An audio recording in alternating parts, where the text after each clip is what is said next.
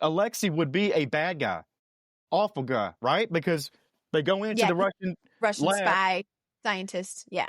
Awful human being. He's done some terrible stuff. We shouldn't like him.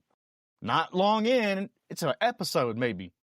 We're like, oh my gosh, we love this guy. He's carrying around stuffed animal that he won at the carnival, and he's enjoying life. He's like, you're like, oh, this guy's cool. But you know what? He flipped kind of fast. I know he was doing it out of survival and he needed to, and Hopper knew that. And that whole scene of like, he'll be back. He's got nowhere to go. Yeah. But think about how fast he flipped to like, I love America.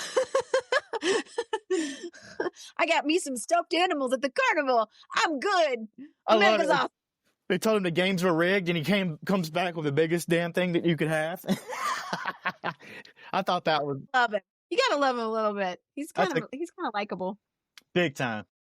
Yeah. So we got new characters. We got Robin. Oh, Maya Hawke. Maya Hawke. Man. She has the perfect blend of awkward adorableness and beauty. And I mean, Uma Thurman's daughter, Ethan Hawke's daughter, she's amazing. It's one of those situations where you're like, all right, did she just get into Hollywood and this kind of stuff because she's of famous parents? I mean, was she handed this role? What's going on? Yeah. But she shows up and absolutely kills it, I think. I love it. And that's a great point there, because she could have been handed this, and maybe she was handed this, but if she was, she paid attention to what her parents were doing. Am I right? Like she grew knew up on set, right? She did an audition for the Duffer Brothers for Stranger Things, and they loved her so much that they rewrote part of Robin's dialogue to fit her quirky humor. So a lot of what we're seeing from Maya/Robin, it's really her. Yeah. So that's why it comes across so well. I love her. I think she's one of the best characters. I did too. And I think her story arc is amazing. Like, you start to get a little bit of the complexity of who she is. I mean, yes. And I try to imagine what it's like for this character of Robin to be like, all right, I'm just a teenager doing my job at the Scoops Ahoy. For some reason, this kid shows up and is translating Russian in the background. I don't know what's going on, but I'm in. And then to be dove into a storyline like this, if I'm just imagining what it's like to be her, and you're like, wait. Well, she's the one that translates. She translates the Russian. She put herself into it. I was like, totally. Well, without knowing all of what was going on, until they get down into they infiltrate this Russian lab, and they see another gate is opened, and Steve is like, oh no. Steve and Dustin are like, we know what this means. And she's like, what's going on? Wait, hold up.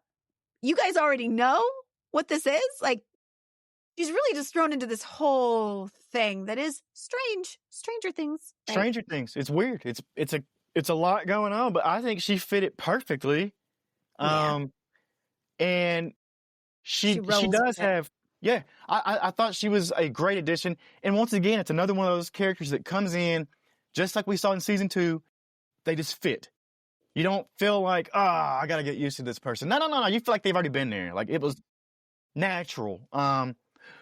It would have been. If you think about it in real life, when you start a new job at a mall, you're with new people.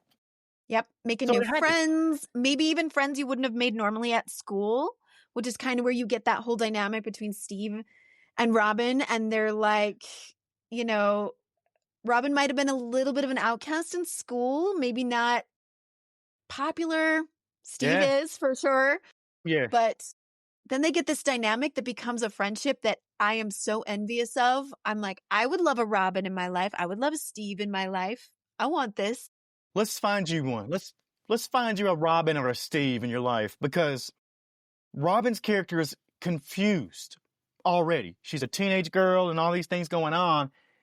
And at home as a viewer, we are confused because we see this weird chemistry between her and Steve. And we're like, oh, are they like a thing, or what is this? Yeah. But then we find out. Love interest. Then we find out later. They had that bathroom scene, and they talk about Tammy Thompson. Mm-hmm. Tammy Thompson was the one, and she says a line. She says, "Why was it you that she was in love with?" Basically, and you're like, yeah. What did you have that I didn't have? and Yeah. it Oh, it starts clicking. You're like, "Oh, wait a minute." And even with Steve, you had the same reaction Steve had. You're like, "Oh, she likes girls." mm-hmm. And it's this huge moment. And guess what? There were gay people and lesbians in the 80s. What? Oh my gosh, there were. Yeah. So this You know is what? not There were in the 1800s too, and before that, and and since the beginning of time. so this is not a far-fetched storyline, is what I'm getting at. Like, this is a normal thing back then, but here's what the difference was. I get the time difference in how much of a bigger deal maybe that it was in society back then Yeah. to do that. You got to think how vulnerable she was revealing that to Yeah. Steve. Maybe it was the first time she's really ever revealed it to anyone or said anything out loud. You know, and that would have been probably about right for that time period and that age that she was in, right? I So, I yeah. think everybody was probably holding their breath to see Steve's reaction in that scene. You know, like, I think because that could have went one of two ways, and I love the way it went. He had no problem with it. It's like, okay. Oh, If okay. anything, Yeah. if anything, he was maybe disappointed because she's a hottie, you know, and now she's Yeah. off limits. Like, But they did, okay. but that did make their relationship stronger. Mm-hmm. And we see that as it goes, and we won't get too far into season 4 because we're going to do that one. But I think that was a huge moment, a beautiful moment, beautifully written, beautifully acted, all of those things. And like I said, it would have been, I'm not taking away from how big of a deal it is now to come out to somebody. But back then, 40 years ago, harder. Yeah. No, you didn't know what the reaction was going to be. And that Especially to I'm someone so who glad was you gave a good example. yeah, especially to somebody who was an alpha male at like Steve at one point, you know, like that's how he was built as a character. You really didn't know how he was going to react. So yeah, I do think that was a beautiful scene. And beautiful character development. I don't know how Maya is. I don't know what her.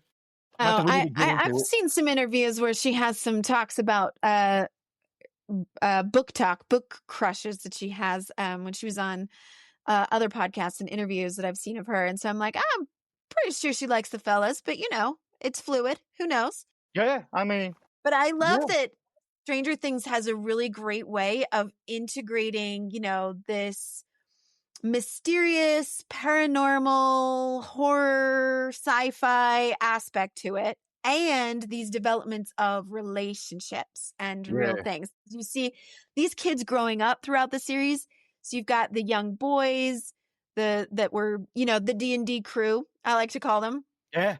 OGs, the OGs of season 1, and you're seeing them grow up and have, like, now they're kind of pairing off. Now that Max is in the picture, you know, Lucas has a little girlfriend there, and Mike is still kind of obsessed with 11, and they've got their obsession going. In fact, like full out makeout sessions. Let's be honest. Yeah. That's a whole other story going on. And then you have Will. So Robin's coming out is sort of setting up what Will's going through. He's like in this phase of like, no girls allowed. Let's stay kids. I'm still kind of holding on to my childhood. I missed some childhood while I was going through stuff. So you've got, you know, Mike has 11, Lucas has Max, Steve has Robin, maybe right now. Jonathan has Nancy. And then you've got Will with his trauma. That's his like side business going on. Yeah. And you got this monster or whatever wreaking havoc all at the same time when these kids are going through life, really. It's like, that's terrifying. You know what the most terrifying thing in the whole Stranger Things overall, all seasons has been? It's in season 3. It's on the marquee in the background of the movie theater. They're actually showing Return to Oz in that theater. If you look close, that's got to be the most terrifying thing. That's the most terrifying thing in the whole thing of Stranger Things is the fact that that theater is showing Return to Oz. If you hadn't seen that movie, don't. It'll give you nightmares. Or do watch it and then watch our rewatch of it, which we did last year at the Witch Movie Project. So throw back to our whole deep dive into Return to Oz, which was a trip, man. We did a live screening of that. Let's just tell the truth. We did a live screening of that and people walked out. I don't blame them. Like, this is creepy and a little awful.